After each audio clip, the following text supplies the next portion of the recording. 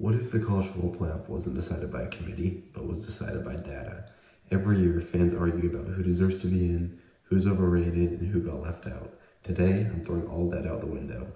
I ranked this year's teams using 5 on-field metrics. No preseason rankings, no brand bias, just what actually happened on the football field.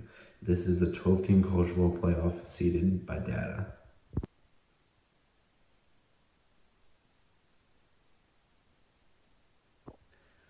Now, I will explain the metrics. To build this playoff field, I use these 5 metrics: strength of schedule, who you played against and how often you faced elite competition.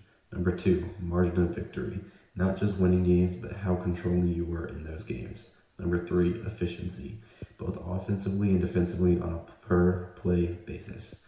Number 4, performance versus ranked teams, how you showed up against the best of the best.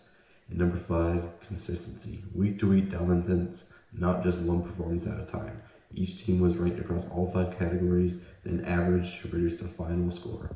Now, to kick things off, the number 1 seed will be earned by the Indiana Hoosiers. They finished the season with a 13-0 record, 9-0 in Big Ten play, and a Big Ten championship. They earned the AP number 1 spot for the first time in program history after a narrow 13-10 win over the Ohio State Buckeyes in the Big Ten championship game. Fernando Mendoza threw for around 2,900 yards and 33 combined touchdowns on his way to win the Heisman Trophy. They ranked in the top tier of efficiency and consistency and beat multiple ranked teams en route to their perfect season. By the numbers, they wholeheartedly earned the number 1 seed. And number 2, we have the Texas Tech Red Raiders, coming in as Big 12 champions, finishing 12-1. They ranked top in margin of victory, blowing out opponents by 3 touchdowns or more all season long. Quarterback Baron Morton leads the team with roughly 2,600 passing yards, plus Cameron Dickey with 1,100 rushing yards, making this one of the most explosive offenses in the country. And on the defensive side of the ball, Jacob Rodriguez was a force to be reckoned with. Texas Tech's balance of offense and defense earned them this number 2 seed in the playoffs. Coming in at number 3, we have the Ohio State Buckeyes. They finished with a 12-1 record. Their only loss by 3 points to Indiana in the Big Ten championship game. They were one of the nation's most efficient defenses, and standout defensive end Caden Curry led this strong defense all year long. On the offensive side of the ball, Julian Sayin and Jeremiah Smith absolutely slashed defenses, and let's not forget about Carnell Tate. This team ranked very high in a lot of metrics, and their strength of schedule and defensive efficiency will always keep them in the top 3.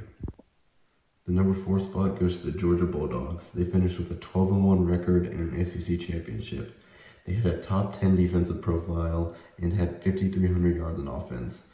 Quarterback Gunnar Stockton led the way with 2,800 yards, as well as Zachariah Branch and Nate Frazier being huge helps on the offense. Georgia ranked inside the top 3 nationally in points allowed per game and showed up in big games against big ranked opponents. Their combination of defensive strength and consistent offense earns them the number 4 seed in this data-driven playoff. The Oregon Ducks earned the number 5 seed behind a balanced and efficient offense that ranked them in the top 20 in total yards this season. Their ability to move the ball made them one of the scariest and most reliable offenses in the country, and they avoided major slip-ups week after week. Quarterback Dante Moore led the Ducks' passing game consistently through the season, contributing over 3,000 total yards of offense and keeping Oregon in every big game. Oregon's efficiency, consistency, and solid performances all year round against ranked teams put them comfortably at the number 5 seed in our data-driven playoff. The number 6 seed goes to Ole Miss Rebels after an impressive 11-1 regular season. Ole Miss ranked 2nd nationally in total offense with over 4,000 passing yards and 2,500 rushing yards, making them one of the most explosive teams in all of college football. Quarterback Trinidad Chambliss, whose dual-threat skill set kept defenses off balance and elevated Ole Miss in the offensive metric all season long. That firepower earned them the 6th seed. The defense, on the other hand, kept them winning games in the SEC, and it was a historic season for the Ole Miss Rebels. Alabama lands at the number 7 seed with a 10-3 record and a brutal SEC slate. They ranked very high in strength of schedule. They battled weekly and pushed top teams in close games. Heisman finalist quarterback Ty Simpson provided veteran leadership with consistent passing production and key second-half scoring efforts, especially in matchups with ranked opponents. Alabama's ability to grind wins against tough foes and withstand wild swings in pace earned them a playoff berth despite not dominating every metric put up against them. Their defense was another key factor as they had a strong SEC defense. The Oklahoma Sooners finished as the 8th seed thanks to one of the toughest schedules in the country and a knack for staying competitive in very tight games. They consistently faced high-level opponents, which strengthened their performance versus ranked teams. Quarterback John Mateer led the Sooners' offense through key stretches and kept his team efficient in late-game situations. Their overall efficiency wasn't elite year-round, but Oklahoma's resume and strength of schedule, as well as victories over opponents, earned them this playoff spot at the number 8 seed. The Texas A&M Aggies take the 9th seed after an 11-1 campaign, highlighted by consistency and a steely presence in close games. Mike Elko had this defense absolutely churning. They were flying all over the field, and they were like a heat-seeking missile to that ball. They ranked strong against multiple metrics, including consistent efficiency and wins versus Power 5 teams. On the offensive side, quarterback Marcel Reed provided dual-threat production all season and kept the Aggies' offense balanced. Texas A&M's balanced approach and resilience pushed them into the playoff field and earned them this number 9 seed. Now at the number 10 seed, we have the Notre Dame Fighting Irish. They finished the season with a 10-2 record, with 2 close losses to other playoff teams, including upcoming Miami and number 9 Texas A&M. Their potent rushing attack and consistent offensive efficiency is what led Notre Dame to this spot. For Heisman finalist running back Jeremiah Love rushed for 1,300 yards and 18 touchdowns, also earning him the Doak Walker Award. Love's production helped Notre Dame control games on the ground and open up play-action play all season. Their efficiency ranking and ability to finish games earned them this spot, even with a somewhat softer strength of schedule than their other peers in this playoff. Coming in at the number 11 spot is the Miami Hurricanes with a 10-2 record. They are the only ACC participant in this playoff. On the offensive side of the ball, Malachi Toney was a huge top playmaker and generated explosive yardage throughout the whole entire season. Carson Beck had very good quarterback play and kept this Miami offense on track throughout the whole entire season. Now, on the defensive side of the ball, Ruben Bain was a force to be reckoned with on the defensive line. ACC opponents could not stop him, and he had so many sacks. This Miami defense and offense really complemented each other well, and this is what earns them the 11 seed. The number 12 seed goes to the BYU Cougars. They finished with an 11-2 record. Their only 2 losses to the number 2 ranked Texas Tech Red Raiders.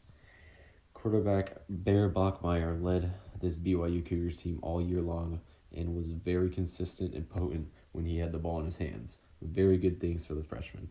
And running back Jovisa Damuni finished as one of BYU's most reliable offensive weapons. BYU had a top defense in the Big 12, and they were always a consistent threat against offenses.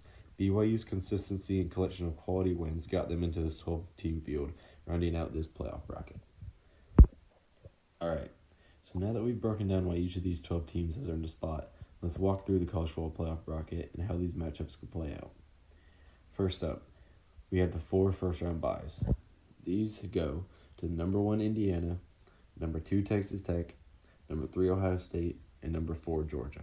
These 4 teams were the most consistent across all data: efficiency, scoring margin, and overall balance. And now they get the advantage over the rest, which is the bye week. For first round matchups, up first we have the number 5 Oregon Ducks versus the number 12 BYU Cougars. This game will be played in Eugene, Oregon.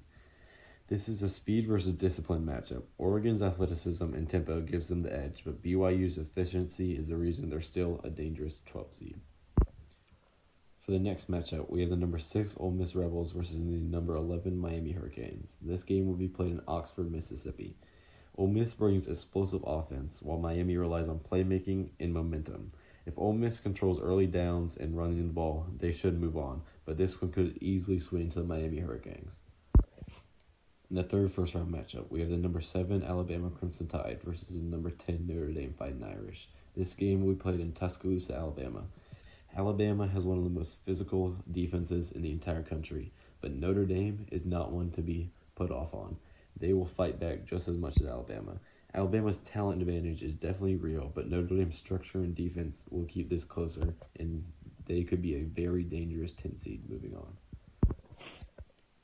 And the fourth and final first-round game is between the number 8 Oklahoma Sooners and the number 9 Texas A&M Aggies. This game will be played in Norman, Oklahoma.